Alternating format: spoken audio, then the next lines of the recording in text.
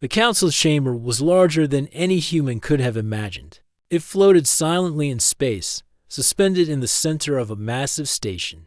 The walls gleamed with an alien metal that shimmered in faint blue light. Round the circular hall sat dozens of beings, each from a different corner of the galaxy. Some had scales, others had feathers, some had smooth skin that glowed faintly, and a few had shapes that made it hard to tell how many limbs they had. They all faced the human delegation waiting in the center. Alex Carter, the head diplomat of the human team, straightened his jacket. Humans had walked into many difficult negotiations before, but nothing compared to this. He looked around at his team. Laura King, a scientist who had studied alien biology for years, adjusted her data pad nervously. Ryan Cole, a military officer, scanned the room silently, his eyes sharp and alert. The council had summoned humans to discuss a new law. Alex already knew the council's position. They believed humans were too young, too emotional, and too dangerous to be trusted. The council expected obedience. They expected humans to bow and accept rules without question. A deep voice echoed through the hall. The council speaker, a tall creature with 6 eyes and green-scaled skin, began to speak. "Humans," it said, "the council has observed your species. Your history is short but violent.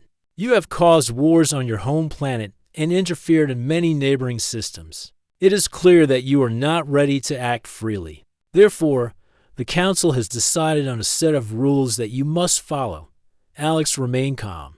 He listened carefully, as he always did. He had been trained to notice small changes in expression and body language, even alien ones. Laura leaned closer and whispered, "They expect fear. They expect you to agree immediately."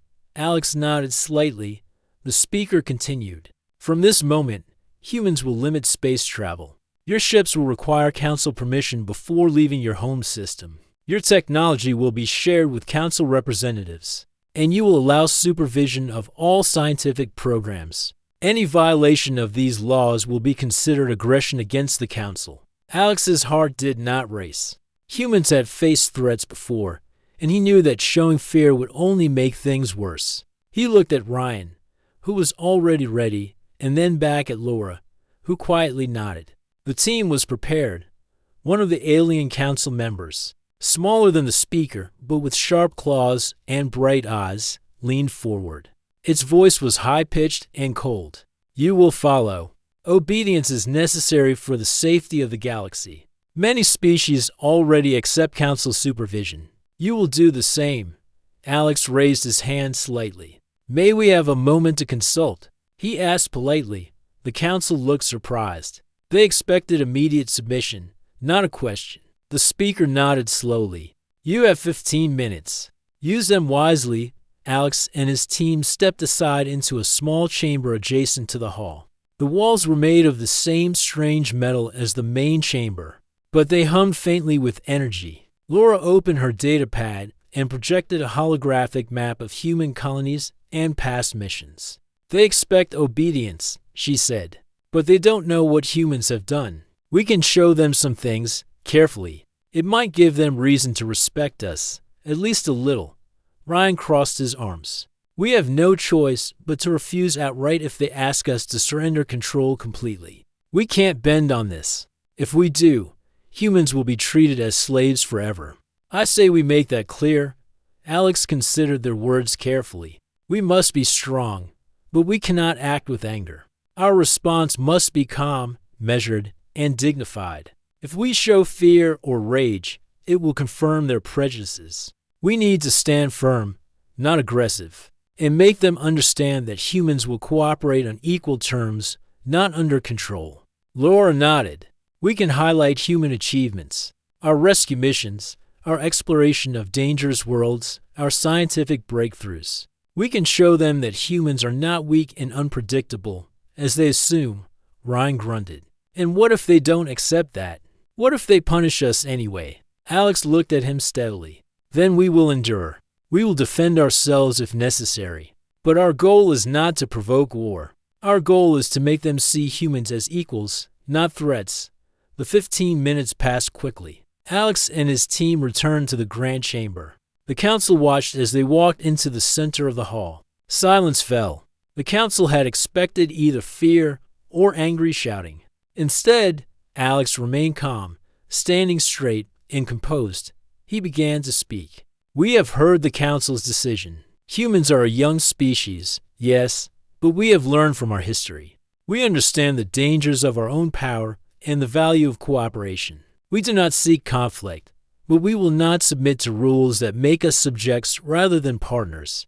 Murmurs rippled through the council. Aliens whispered among themselves. Some leaned forward in surprise. Most species quickly agreed to council demands when summoned. Humans were not behaving as expected. One of the council members, with glowing eyes and sharp teeth, hissed, "You dare to refuse? You will regret this. The council has the power to enforce obedience." Alex's voice remained calm. "We do not deny your power, but humans have faced stronger threats and survived. We ask for partnership, not submission. We ask for respect, not fear." Another council member, smaller and with long flowing tendrils, asked, "What proof do you have that your species can be trusted? You have fought wars and caused suffering." Laura stepped forward. "Humans also heal, build, and save lives. We have reached worlds that others feared. We have brought aid to species in crisis. Our records show our work, our missions, and our commitment to life," Ryan added. "Humans defend their own, but we also protect others when we can. We do not act recklessly. We act to preserve life. That is our strength." The council members whispered again. Some faces showed doubt, some anger. The humans were speaking calmly and clearly, pointing out records and facts that the council had overlooked. Alex took a deep breath. "We understand that the council fears the unpredictable nature of humanity, but the unpredictable can also mean courage, creativity, and resilience. We ask you to judge us not by fear, but by our actions. Humans will not seek to dominate, but we will not bow to chains." The chamber was quiet. The council had not expected a response like this.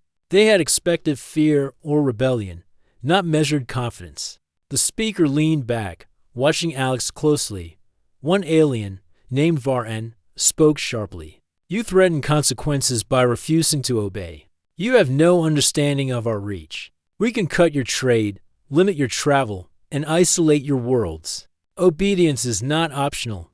Alex nodded slowly. "We understand the risks. We do not take them lightly, but humans have endured far worse, and we have always risen again. We do not seek war, but we will not surrender our freedom. Cooperation is possible, but forced obedience is not." The council paused. They began to whisper among themselves. They did not expect humans to speak so calmly, so clearly, and so firmly. The young species they had dismissed as dangerous and emotional was standing tall in the face of power. Outside the chamber, human colonies watched the transmission. Alex's words were being broadcast in real time to many systems. Millions of humans held their breath. They had placed their trust in the council process, but also in the courage of their diplomats. Inside the hall, the council debated quietly. Some argued that humans must be punished to set an example. Others began to wonder if their judgment of humanity had been too harsh. They had expected submission, not defiance tempered with reason. Alex returned to his seat.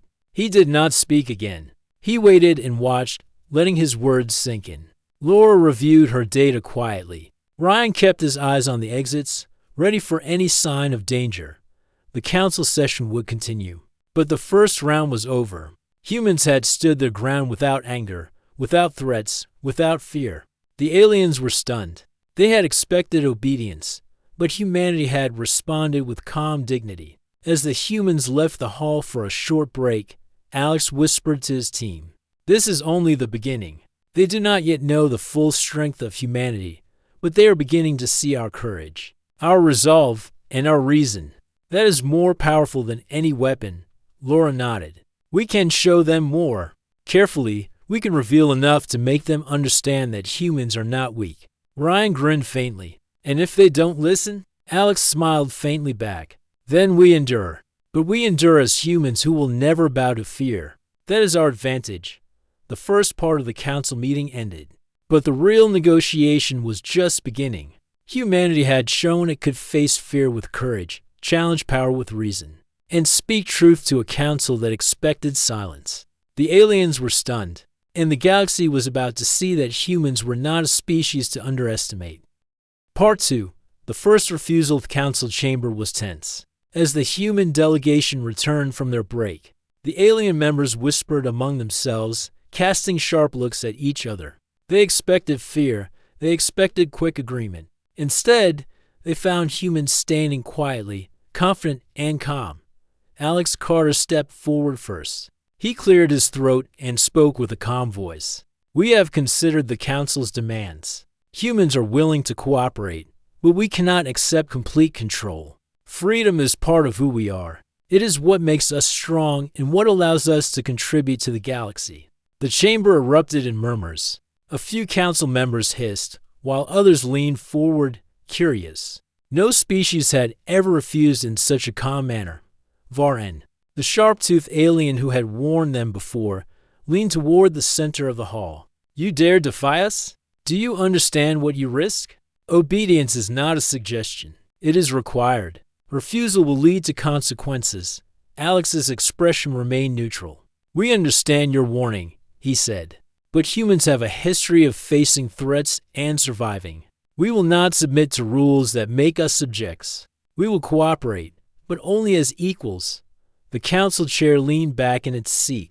"You are reckless. Many species have obeyed the law without question. You are small, young, and inexperienced. Yet you speak as if your voice has weight." Alex nodded slowly. "Our size and age do not define us. Our actions do. Humans have saved worlds, aided other species, and made peace where others could not. Our strength comes from our willingness to endure, to learn, and to help. We will not break our own principles for fear of punishment." Laura King stepped forward and projected a holographic display. Images of human colonies, exploration ships, and rescue missions filled the air. The council members watched as humans were seen saving alien lives on dangerous planets, repairing ships under deadly storms, and helping species that had no way to repay them. These records show the truth of our actions. Laura said, "Humans have faced danger, risked their lives, and protected others. We are capable of discipline, courage, and judgment. This is why we cannot submit blindly to control." Ryan Cole added his voice.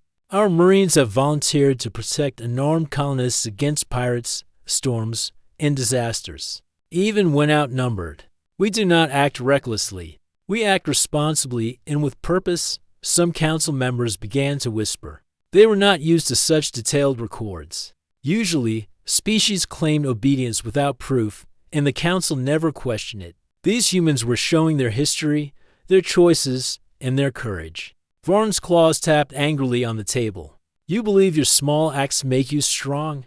You are blind to our power. Obey now, or face consequences. Your words cannot save you." Alex spoke calmly. "We do not deny your power, but strength is not only in weapons or control. Strength is also in character, in the courage to make choices even when they are hard. Humans have survived threats far greater than this. We will not act rashly, but we will not bend our principles either." Another council member, with flowing tendrils and shimmering skin, asked, "Why should we trust your species? You have fought wars, destroyed worlds, and created suffering. What proof do you have that you will not act dangerously?" Laura's voice was steady. "We can show you proof in our actions. Humans have healed worlds, saved millions of lives, and built colonies where others failed. We have shared medicine, technology, and knowledge without expecting control. Our history is not perfect, but it is honest and consistent," Ryan added. "Humans can defend themselves, but we do not seek domination. Our ships fight to protect, not to attack. We value life, cooperation, and fairness. These are not weaknesses, they are our strength." The council fell silent. They had not expected such clear and confident arguments. Some members tilted their heads, as if reconsidering their assumptions. Others pressed their claws and tentacles together, signaling anger. Varen hissed, "You think calm words will save you? The council has no need to respect a defined species. Obedience is required, not discussion. Alex's eyes were steady. Respect is not given by force. It is earned by actions and choices. We will not surrender our freedom, but we will not seek conflict either. We ask for fair treatment, for partnership, and for dialogue instead of chains. A council member with glowing eyes leaned forward, whispering to others. This is unusual. No species has refused so clearly and yet remained composed. Perhaps they are not as simple as we thought. Selin, a young alien delegate with smooth blue skin, spoke up softly. Why hide strength? Why not share your true abilities openly? Alex shook his head slightly. We do not hide to deceive. We reserve certain capabilities to ensure survival if we are attacked. But we share what is needed to cooperate. Humans do not need to show everything to earn respect. Our actions speak louder than any demonstration of power. Varn's claws struck the table loudly. Enough of this talk. You have been warned. Obey or face sanctions. Alex met his gaze. We have heard the warning. Humans are willing to cooperate, but not to submit. That is our decision. We will not act rashly, but we will not bend our principles either. The council called for a short recess. Members whispered furiously, some questioning Varn's judgment. No one had expected such a direct refusal delivered without fear or anger. Some were intrigued. Others were furious. The chamber smelled faintly of ozone from the council's energy shields. But the humans did not flinch. They remained composed, observing, calculating, waiting for the next move. Outside, the human colonies listened to the broadcast. Millions watched their diplomats speak calmly yet firmly. Citizens felt pride, hope, and awe. They had trusted the human team to face the council's might, and they were not disappointed. Inside the chamber, Alex, Laura, and Ryan returned to their side room. They knew the council would not yield easily. Laura adjusted her datapad. We need to show them more, carefully, enough to make them understand that humans are capable, reliable, and strong. Ryan nodded. And if they still push? What then? Alex looked at him steadily. Then we endure. But humans endure with courage, principle, and intelligence. That is more than they expect, and more than they often respect. That is our advantage. The break ended, and the council reconvened. Alex walked back into the main chamber, feeling the weight of history in the moment. He knew this session would be remembered for generations if humans survived it. The council expected quick obedience, but humans were delivering something entirely different: reasoned defiance, calm strength, and the first step toward equality in a galaxy that had underestimated them for too long. The chamber quieted as he spoke again. We have explained our position. Humans will not accept control that strips away freedom. We will cooperate fully where respect and fairness exist, but we cannot bow to chains. Our actions and choices define us, not fear or power alone. We ask the council to judge us by our deeds, not by assumption or history. For a moment, there was silence. Then soft murmurs spread through the chamber. Some members whispered, some hissed, and a few simply stared. They had expected rage or submission, not calm courage and reason. The first refusal had been made. The first statement of humanity's independence had been heard. And the council was stunned. Alex stepped back slightly, letting his team take in the reaction. He did not raise his voice. He did not gesture aggressively. He simply waited, as he always did, letting the council consider the weight of their words. Laura quietly projected a holographic record of human aid missions, rescue operations, and defensive actions. The council members leaned forward, curious despite themselves. Ryan added verbal reports of human courage, discipline, and restraint. Each story challenged the council's preconceptions and slowly reshaped their understanding of humanity. Varn growled quietly, displeased that humans had not only refused but also proved their value in unexpected ways. Other council members whispered, questioning their assumptions. Selin, the young delegate, looked thoughtful, realizing that humans might be more than just an unpredictable young species. The humans had taken the first step. They had refused to obey blindly. They had presented their history, their courage, and their choices. And they had done so without anger, without fear, and without rashness. The council had been stunned, and the galaxy had begun to take notice. The part ended with the council deciding to meet privately to discuss the humans' refusal. Alex, Laura, and Ryan returned to their seats, calm and composed. They knew the real negotiation was just beginning. But for now, humanity had taken the first step toward respect, equality. In recognition of its true strength, humans had refused obedience, and in doing so, they had surprised the galaxy. Part 3. The hidden strength of humanity. Council reconvened after their private meeting. The aliens were tense, their eyes sharp, their limbs coiled with energy. The humans returned to the chamber calmly. Alex Carter led them, followed closely by Laura King and Ryan Cole. The aliens expected fear or defiance, but not this quiet confidence. Alex stepped forward. "We would like to present a brief report on human capabilities," he said. His voice was steady. He did not shout or demand. He spoke as one would to a colleague, not a subject. A few council members laughed softly, assuming humans had little to offer. They had already judged the species based on their youth, their small size, and their brief history. But Alex was ready. Laura activated a holographic display. Across the chamber, images flickered to life. Human ships flew across hazardous planets. Teams of humans repaired reactors during storms. Marines carried injured aliens to safety while under fire from pirates. The council watched as humans risked life and limb for the sake of others. "These records show what humans do when faced with danger," Laura said. "We enter places other species fear. We protect lives even when it is risky, and we act responsibly. This is our true strength." Ryan stepped forward. "Our Marines volunteer for dangerous missions. We protect unarmed colonies. We face storms, attacks, and disasters. We do not act recklessly. Our goal is to preserve life, not destroy it." The council members were silent, shocked by the clarity of the evidence. They had assumed humans were unpredictable and reckless. Instead, they were disciplined, courageous, and careful.